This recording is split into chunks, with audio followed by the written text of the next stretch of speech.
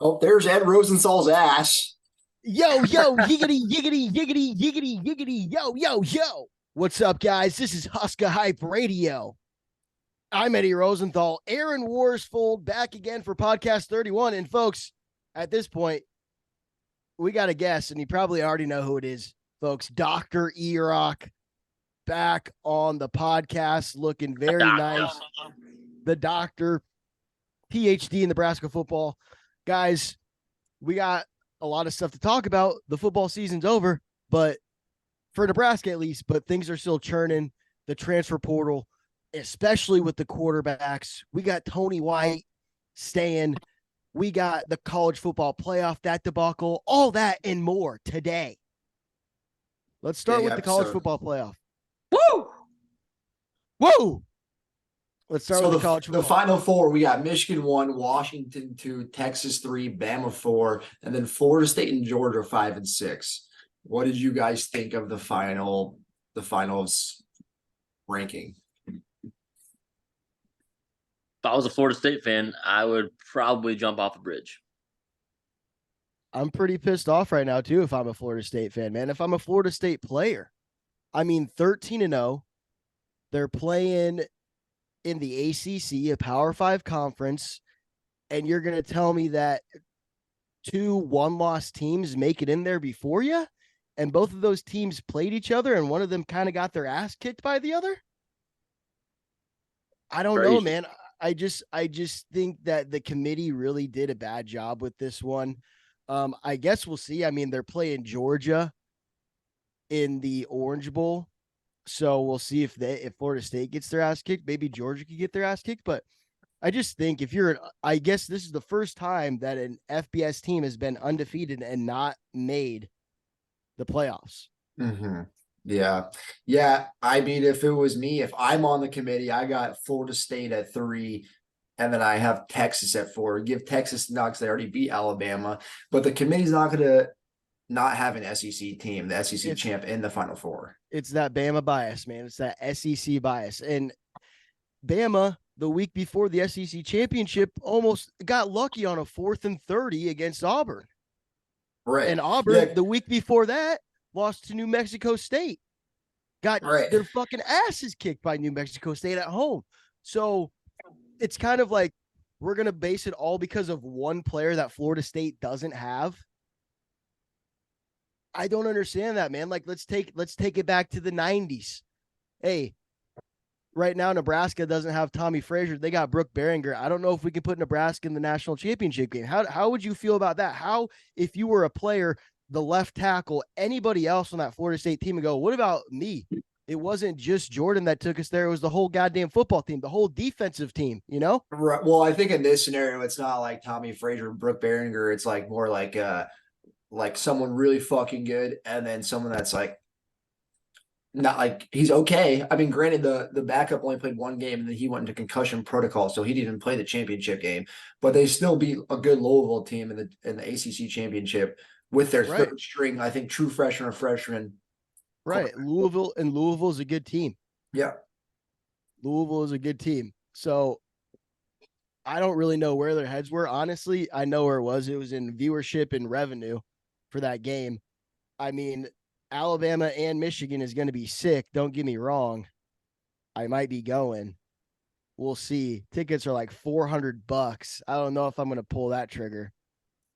But the Rose Bowl. Yeah, the granddaddy of them all. So who do you have winning that game? What's your prediction in that? I really think it would be fun to see Michigan kick their ass, so then everybody could go, see, I told you so to the committee. That'd be the best outcome, I think. I think Michigan does win. Just with I feel like they have a little bit of a better offense than Alabama does. But I don't know. What do you think, Erock? I don't know. I kind of hold the vengeance against anybody that beats Nebraska. So I just hope Michigan loses, and don't like Texas either. So Washington or Alabama. Yeah, Big Ten. I know. Big Ten fans. I know, but fuck Michigan. So Washington's I want Washington to win the whole thing. Washington's Big Ten now. So yeah, Washington. No, I want Michigan to win the whole thing. I would like to see Washington beat Texas because horns down, but I Horns do down. like Washington. Like it's their last Pac-12 championship they just won, and then it's like if they win the Natty, the Pac-12 will be like we won the Natty. So I kind of like that for them, you know. Yeah, I think I would love to see Washington win it, and I honestly think they can do it. I I could almost put either switch out Bama and Texas and put in Oregon for one of those two teams. Yeah, they're two losses, but they're both against Washington, who's the number 2 seed. I don't know. What would so Aaron's final four would be Michigan, Washington, Florida State, Texas, leaving both Bama and Georgia out. I think I like that one, but also horns down. Yeah, I wanted Georgia in and Texas out just because I hate Texas. But in Yeah. Georgia's 27-game win streak, they lost to Alabama, who is now in the playoff. Right. You got to see they're back-to-back national champions, see if they can do it. But then you'd also hate if they did back-to-back-to-back. That would just suck for college sports. Fuck The that. reason why I had that Final Four though is like it's the conference champion of each conference, and then Bama, the SEC doesn't get in because they lost head to head against the Big 12 champion. That was my logic there. That's good logic. Yeah, if Texas beat Bama and Bama beat Georgia, then you put Texas in. Yeah, I like that. Sure. And then Florida State's in, being 13-0, the top three teams being undefeated. Give the tiebreaker to Texas, which they basically got over Bama and Georgia. I think that is probably the best Final Four that you could get, especially no SEC, but SEC bias. They're always going to put a team in the football playoffs, SEC champion. It sucks, man.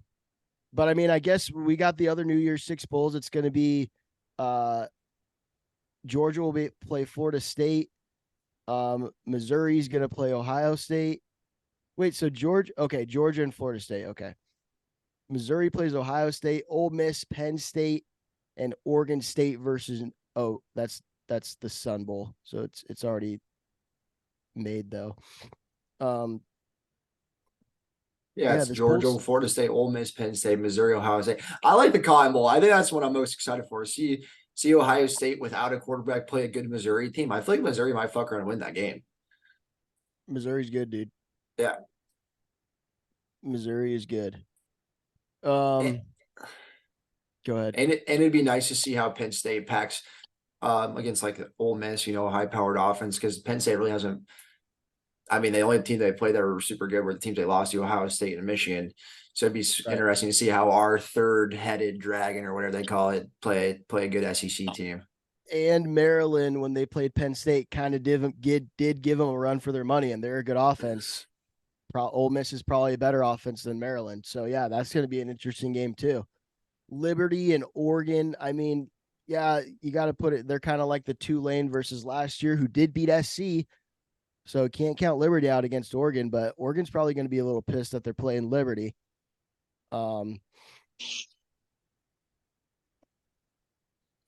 Whatever, man. Whatever. I wish I was at a bowl game so bad, man. I wish I was at a bowl game so bad. What do you guys think about doing or handling out like they did it in a night, basically? The championships games got done and they decided in a night. The polls came out on Sunday morning. Don't you think that maybe they should have a couple more days, especially for something that, you know, there's 6 teams that you could really see in there? I feel like they should take a couple more days and kind of really figure it out instead of just rushing it out. You're talking about the final four, you're saying? Yeah. I wonder how that all went down. Like they're in the like, all right, guys, we got to get this done really quick. Things coming out tomorrow. It's like, no. They had probably hashed a lot of this shit out too. And they're like, depending on how this happens, this will kind of fall into place. And they probably had a lot of this shit planned, and they probably did like take a lot of the night, Saturday night, Sunday morning, like chat about it, figure it out, and then, you know, release it. They probably had to figure it out Saturday night, dude, because the Selection Sunday was at like noon on Sunday. Right. Yeah, I have a feeling that right after the Big Ten championship game or whatever, they're like, all right, let's put this in. Bowl games, baby. Nebraska's not going to be in one. Boo-hoo. Year 2. Year 2? What do you mean? Matt Rule, year 2 starts now. Oh, I know. Year two We starts the now. boy us boys were texting in a group chat and we were talking about recruits and the portal and shit. And I was like, dude, it just like sucks to like already be done with the football season for Nebraska playing at least. And then we're already on to the portal and recruiting and rumors and crystal balls, man. It just I wish we would at least wait until the new year, but I guess that's how the cookie crumbles, man. So it's a different day and age in college football. Different day and age of college football. The train is rolling, folks. We got recruits coming in now. Grant Bricks, the number one offensive tackle in the state of Iowa, committed to Nebraska. You love to see that. We got Preston Tuamua. That's how I'm going to pronounce it. Another 4-star, number one offensive tackle in Hawaii. Or is he an inside guy? Why? I think he's inside guy. He plays tackle there, but he'll be an inside guy in college. So we got 2 number one freaking players in the state, linemen, who are coming to Nebraska. Donnie Raiola, give that man a hand. Gibson Pyle as well, a guy from Texas, Under Armour All-American. I mean, you got to love like the trenches. We're talking about the trenches. I feel like when it was Scott Frost, we talked about, oh, we got Alante Brown, we got AJ Allen, we got all these skill guys. Never really did we talk about guys in the trenches that we were excited for, you know? Mm-hmm. It was like Dion building from the inside out. No, or building from the outside in. We're building from the inside out now. What Matt Rule said he was going to do, and we're doing it, and you got to love it. You got to love it. Get the beefy boys up there, feed them some Omaha steaks, some Hy-Vee steaks, and get them going. Mm-hmm. And like, so we got Ben Scott that's back next year. Teddy's going to be back. I think Ben Hart's gone, right? I think he's still deciding. Nora Newelly, he's gone. Yep. TK Bigfoot, tiny Canuck. TK, He's another year experience. He'll play next year. another year experience. Jacob Hood from Georgia. Jacob Hood, was he hurt this year? Is that why he didn't play? Yeah, he came in. His first game suiting up was the Maryland game. Okay, so yeah, we got Jacob Hood. And he's like 6'7", 320, right? Yeah, I think he's 6'8", 350. So I feel like this line is definitely stacking up against some of the best in the Big Ten. I mean, and Justin Evans Jenkins. Justin Evans Jenkins as well, and he was hurt at the start of the season too, and he came in, played guard, and didn't do a bad job when he got in there. So I mean, a whole offseason for improvement and getting bigger. We're going to be stacking up with some of the heaviest lines in the Big Ten. Like if you look at that, if you look at the rosters, I bet you will be right up there with Michigan and Ohio State. Seriously, That's what we need to do. That's what we need to do, bro. Get them big boys on the line.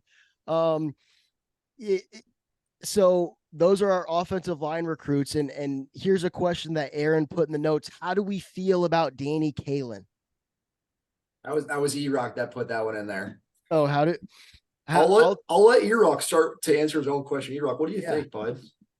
I'm not buying into the hype. If you can't win Omaha football, I don't think you're going to be a dominant D1 quarterback. I think it's great that he's recruiting people to come play for Nebraska. I love that.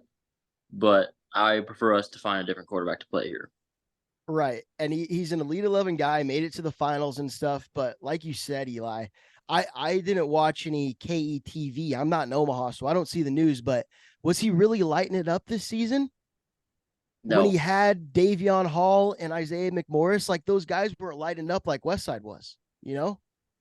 So that's kind of an area of concern for me where, yeah, he made it to the Elite 11, but like you said, if you're at Bell West and can't win with that talent around you, there's got to be something going on.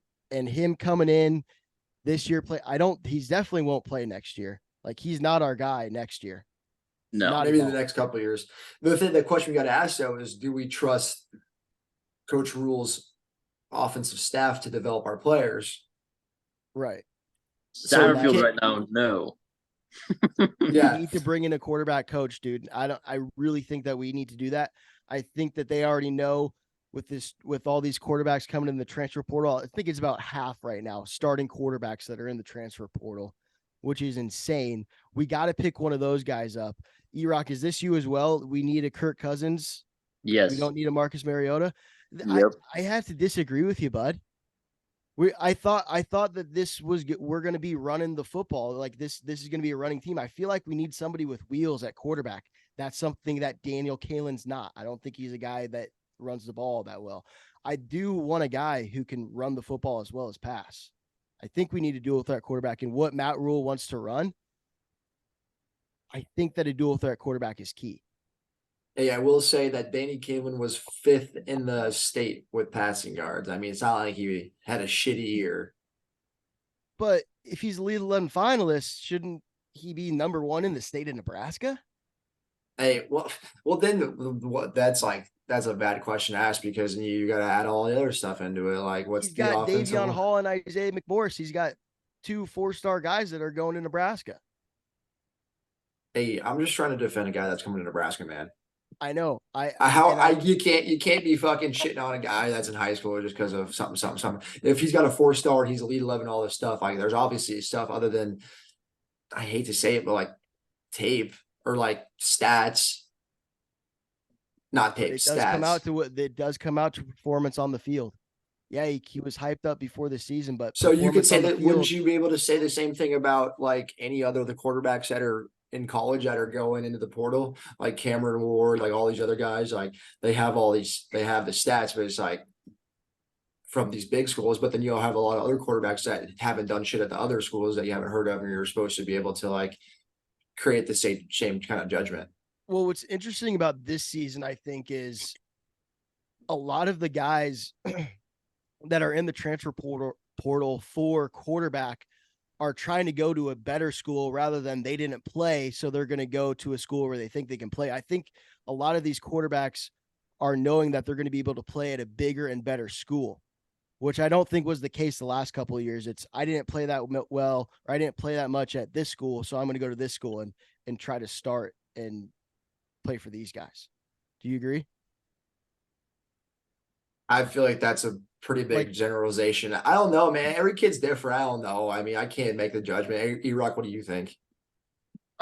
Just to go back on the Kirk Cousins, Marcus Mariota thing, I'm not saying we don't need a quarterback that can't run completely, but what I'm saying is Nebraska ran the ball the most in the entire nation.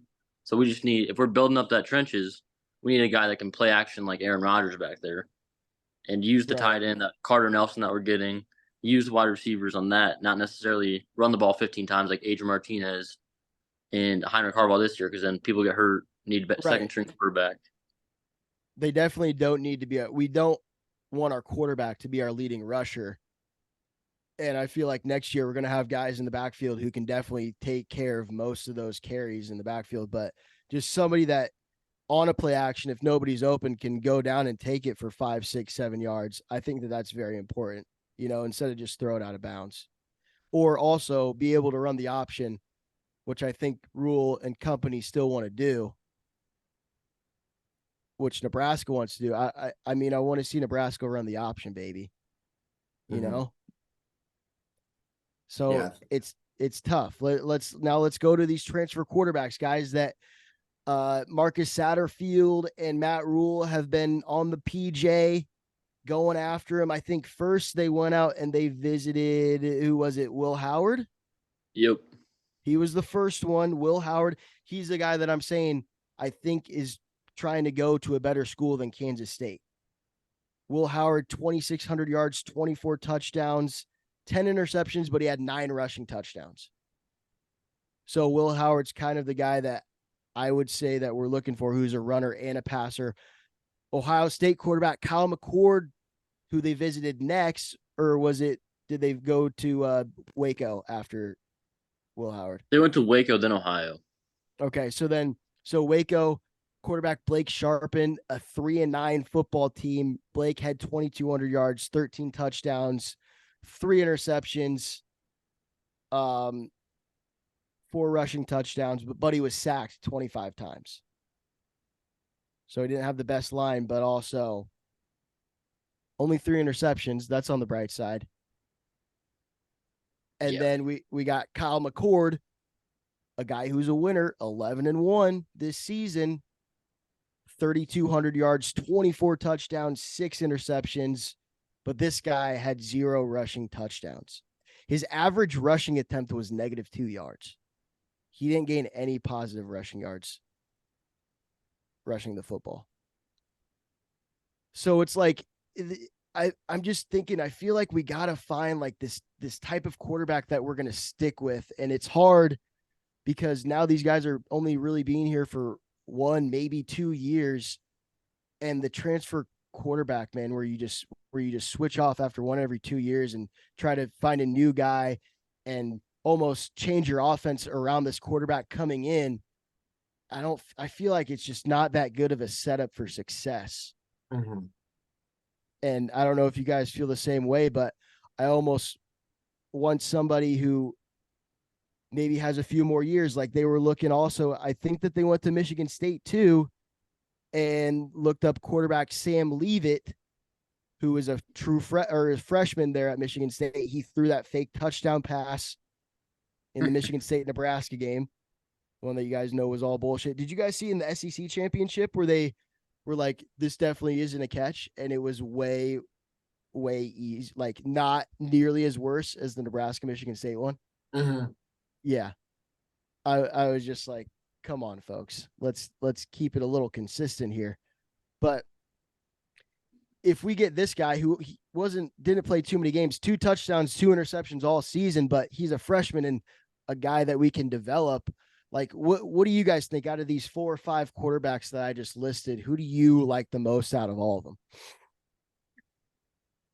I don't think that we have a chance getting Cam Ward, DJ Ugalele too, Oregon State quarterback. He's entering the portal. I don't know if we'll have a chance to get him. And I think possibly Will Howard, as much as I hate to say it, might be out of our reach as well. Unless Adrian. I think Will Nebraska. Howard was crystal balled somewhere. I don't have it. I was trying to look for it. I didn't see it in front of me, but I think he was already saying that he's about to go somewhere. Yeah. I don't know. Erock, what do you think, man? I'll let you go first. I agree that like DJ Ukulele, top 5 quarterbacks probably out of our range right now. They don't want to come here and play for Marcus Satterfield. I wouldn't either. Right. And Sam Leavitt, I mean, I know Nebraska has a solid defense, but that game he played against us, Chuba doesn't look too much worse than that. Right. There was a guy from Toledo, gosh, I can't remember his name, but dual threat, stole the ball. But it's hit and miss, just like Jeff Sims. I just want somebody that doesn't turn the ball over. Yeah. Right. I think that's probably the biggest thing that they're looking for right now with these quarterbacks is a guy who, doesn't have a record of turning the ball over. I think anybody would be pissed if they came in and it was another guy like Jeff Sims who same touchdowns as turnovers. Yeah. I don't think that's why I feel like the transfer portal is a hard deal because like we put all of our eggs in the Jeff Sims basket last year and we just got our asses like fucked because of it. And so I feel like a girl that's been burned by too many players that I'm just trying to keep my guard up and I'm not dating too much. I'm not trying to get in the scene because I'm just scared of getting hurt again. That's how I feel right now. Right. That's a very good analogy, dude. Like, it's just hard to really trust any of these guys coming in now. Like, we're going to be Husker hype about it. And when one of these guys comes in, I'm going to be fired up no matter what. But then it's also, what if, she starts going psycho? She starts going batshit crazy. You don't know. Exactly. But yeah, out of all the names you listed, I don't know. It's hard to say any. I just don't really like the Kyle McCord. I think he's a great quarterback. He's like top 25 in all of his stats, but you're also talking about a much better O-line, a much better wide receiving core. And then, like we already said, he doesn't run the ball ever. So it's like not really going to fit in the system that we want to try to run. Want it to be in the future. Yeah. And it's going to be 1 or 2 years, probably just 1 year. So it's tough, man. And we're definitely going to pick up one guy. I don't know who it's going to be, but I have a feeling it very well could be Baylor's quarterback. That this might be the best option for him, but he's not really the best one. I mean, it's just tough. And also, the guy who's going to recruit you is Marcus Satterfield. And what does he have to say? Yeah, last year my quarterbacks they turned the ball over a lot of times. And by the way, I'm going to be coaching you. And we averaged 18 points a year last year on offense. So that's a good thing. It's like, what is Marcus Satterfield's pitch? What is he going out here and saying to these guys? I think it's going to be really tough unless we throw some bonkers money at Will Howard, as much money as that's what I think we'll have to do is throw money at somebody if we want a big name guy, $2 million or something stupid like that. Yeah, I Right. think we'll get somebody at the bottom of the top tier or at the top of the second tier. I feel like that's kind of where we're gonna lie. Right. I agree with you. No way that we're gonna get Cam Ward. I think he would be the guy. I would love Cam Ward. 3,700 yards, 25 touchdowns, 7 interceptions, and 8 rushing touchdowns. Did you I mean, see he was interested in Nebraska last year? yes. Yeah, I saw that little interview where he goes, yeah, I was thinking about Nebraska. Damn. But good old Scotty said, nope, we got Heinrich. Or no, he didn't say that. I don't know what he said, but and then No, it was that's Matt Rule. I think Matt Rule said we got Jeff Sims. Matt Rule said we got Jeff Sims. And there's more coming out about that now. I feel like since it's a year's passed and like it's kind of all happened. The Georgia Tech quarterback or head coach is friends with Matt Rule in Satterfield, so he was like talking about hype, and that's how we bought into it. Was from their head coach. He's like, yeah, get this guy off the team. He's a good guy though. Yeah, go ahead, take him. Get him off my hands. What else? So yeah, quarterback situation. I don't want to say anything really too much like who I think it's going to be, but it's going to be interesting. And whoever we get better not have as many touchdown passes as they do interceptions as they do. That's my only request. And a guy who maybe has a little bit of wheels on him. You know, I think that's my criteria for a quarterback that we want. But then also it's just getting someone in there. Maybe Chuba's our guy next year, but we don't want him to automatically think that he's got the position. Like give him some competition. Iron sharpens iron. We can't have him going in to fall and spring camp thinking that he's going to be the guy the whole year, you know? And Yeah, but that would help with confidence if he did think he was the guy.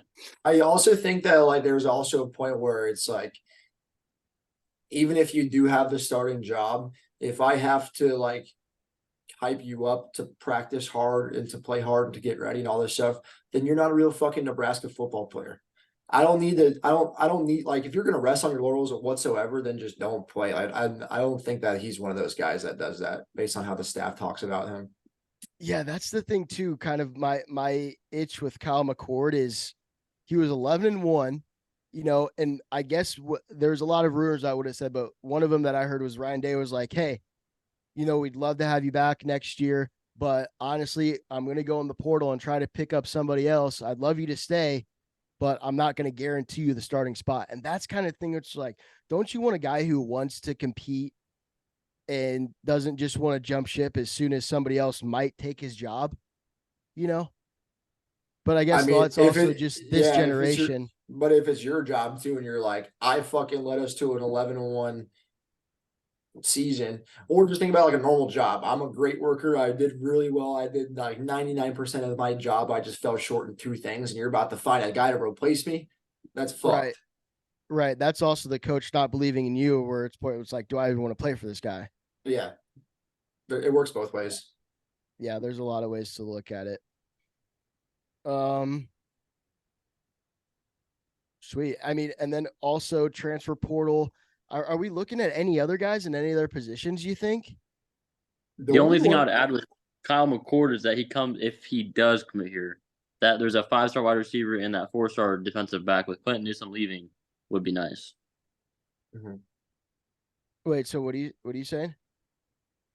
Like Ohio State, like it might be. I don't know if it's a package deal depending on how the wide receiver likes Kyle McCord.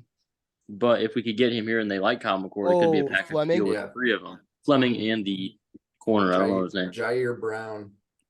You're Okay. Brown. Yeah. Basically, they're seeing all those guys up in Columbus Okay. at the same time. Sweet. And then also Damon Damas, who played for Texas A&M, 5-star. I think he's JUCO, and his only other offer is from Toledo. But rumor around the street is Buddy likes to put his hand on women. Well, come on, boys. We can't be doing that. This is our player now. We can't be saying that. He's not our player yet, but I mean, also, I think he committed. I think he committed to that. Did he seriously? Yeah. Damon Damas is a Husker? I did not hear that rumor, Eddie, but all I know is that Joe Mixon did that too, and he looked pretty good last night on Monday Night Football. So I'll take it. Hey, guys can change. Guys can change. Yeah. Well, shit. We got some guys in the transfer portal for us as well, but not big names. We'll just go over that real quick. I mean, John Goodwin didn't really even know he was on the team, to be honest with you. One more free scholarship. Yep. And then Jake Applegat, too, who is a scholarship guy as well. He was from Lincoln. I remember playing against his brother. But yeah, both of those guys tight ends, and with Carter Nelson coming in and Thomas Fedoni staying, and us, and Bo Kircher as well, like that room's pretty well off, and I think that those guys, all best of luck to them. But yeah, we got about 8 minutes left here, boys. Let's go ahead and wrap it up. I think we got one more big talking point, and that is, I think this happened like a day after we recorded the pod, Aaron, but Tony White is staying in Lincoln. We have secured Tony White. Give that man his money, $1.6 million a year. He said, fight, fuck off, fight off, whatever you want to do. I'm staying in Lincoln. That's huge. That is huge. Yeah. Probably the best offseason news so far to come out of Nebraska. I mean, just imagine, like, if we don't have Tony White next year, then we're running possibly another scheme of defense. That's 3 defensive schemes in 3 years. And these guys who are super hyped up playing for Tony White, and just the direction which this way is going, just be a super big bummer if he left. That's it just would have been a bummer. Mm-hmm. And I feel like that takes a lot of work off Rule's plate. You guys have to find a new coach, do all the bullshit, install the defense, blah blah blah blah blah. Now you can just focus on the shit that needs to focus on in the second year. Right. Focus on some more things. Get some other guys in, and use Tony White as a recruiting tool. Hey, we got Tony White still. Yeah, I don't think I would have been mad if he went to Syracuse or San Diego State as a head coach, but making a lateral move basically in the Big Ten to go to USC, that would have stung. Mm-hmm. And I'm glad. And I also think that it shows how coaches are loyal to Matt Rule. I think that a big thing is Tony White going, look at all the opportunity that Matt Rule gave me. I wouldn't even be in this conversation if Matt Rule didn't hire me at Nebraska. So, I feel like he probably maybe let me give this guy one more year at least. Like, he did a lot for me, so I'm going to return the favor. I think that really is a big factor into why Tony White stayed. It's because of how good of a guy Matt Rule is. Yeah, I would say through all of this, it's awesome that we only have 2 guys in the portal so far, and there's like 1,200 total less, or what was it? Yeah, 1,200 football players in the portal right now. We only have 2. That speaks volumes. And man, I just can't fucking wait for football already. I know, dude. And the guys who transferred aren't even seeing the field. So no guys on the defense transferred. Guys are actually staying for their 6th year. T-Rob. It's awesome, man. I think the culture on that defense next year, those motherfuckers they're gonna play for Tony. They're gonna play for each other. They're gonna play for themselves. It's gonna be a unit next year, dude. It's gonna be a freaking unit. How many more days? Shit. Too many. Way too fucking many. Here, what do you guys think about this? I heard this, or somebody told me, a friend of mine said that Kalen DeBoer, Washington head coach, actually takes pay cuts out of his salary, gives them to his assistant coaches so that he can keep them. I think that almost the assistant coaching carousel right now is just as much as the transfer portal carousel. There's assistants switching left and right, getting head coaching jobs, going here to get more money. I think that's a good strat, man. I mean, really, when you're a head coach and you're living in Lincoln, Nebraska, do you need $7-8 million a year? I mean, Buddy can probably still afford to live off his own means and buy a couple cattle and still be good if he gave every other coach a $500,000 bonus, Mm-hmm. But and then that's also the thing too, like how long Osborne retained all of his guys. I feel like that staff was there for 10 years, all those guys like never really moved around, never switched. Charlie McBride was there forever. Milt Teneper, offensive line coach. Those two guys were there forever. Ron Brown. Still here. Still here. Exactly. So That's kind of sick for Alabama, bro, because they get like a new coordinator on either side or both sides like every year, and they're still good. That means Saban's a dog. He's The GOAT. He's the GOAT. Yeah. Yeah. He's the best college football coach to ever coach. Can't argue with that. I thought he was done after he lost Texas this year. I was like, his reign might be done. And he's back in college football playoff. Now he's back in the college football playoff, and he very well could win it, honestly. I wouldn't put it past him. Yeah. Wouldn't put it past him. 270 days until Nebraska plays football. Wow. I'm gonna count it down like a dude in jail, man. When's the spring game? Right, tally marks. Right, tally marks on my wall. The spring game's April 27th. Yeah. Nice. And that's 144 days away. Makes it feel a little better. I think we talked about this a little bit, kind of went away from it, but do you guys think that we're going to see anybody picked up, running back, wide receiver, besides Fleming, possibly? Like, do you think we'll see any big name guys who come to Nebraska in a different position, or linemen possibly? Or I think we're set on defense. I mean, it's nice to have maybe a little bit of backup with somebody coming in, but I don't know. Maybe a corner with Newsome going to the draft. Maybe we'll have Hartzog and Hill, and then Deshaun Singleton will be back at safety. So one of those guys won't have to go back at safety. But yeah, I hope Gifford stays. It would be huge if Gifford stays. Yeah, because I think there might be one, maybe just a secondary guy, a guy who can play all the positions, kind of like what we're doing right now with our guys. Yeah. That would be nice if we got picked up somebody. Who's the DB from Ohio State? What's his name? Jair Brown. Jair Brown. The Brown boys on either side. Omar Brown, Jair Brown. And then we got the Buford boys, and then we got Boodle's little brother. Yep. Legacy. I think if we add somebody, it probably wouldn't be running back. I think the running back room's solid. I think it'd be wide receivers on the offensive side. Maybe another like O-line dude that's pretty good. And then on the defense, I think you guys already said it, probably somewhere in the secondary. And I think we have a whole linebacker too, right? Yeah, we do. Yes, we do. Yeah, John Bolt's gone, and Heinrich's gone. Yep. And MJ Sherman, he's there. And Reimer is too. And Reimer's gone. Holy shit. I think Bullock's gone. I thought Bullock's there still back. I think Bullock's staying. I think still there? I think we're losing Reimer and Heinrich. Those are the two main ones, Yeah. Well, I can't freaking wait. I think we wrap it up here. Yep. Good little first off-season episode, podcast number 31, folks. Erock, thank you for joining us, pal. We got Aaron Worsfold with the Pit Vipers, and I'm Eddie Rosenthal. Another episode of Husker Hype Radio podcast. We'll be here all off-season. You bet your freaking ass. Woo! As always, bleed red, shit corn. Go Big Red. Big Go Big Red. Big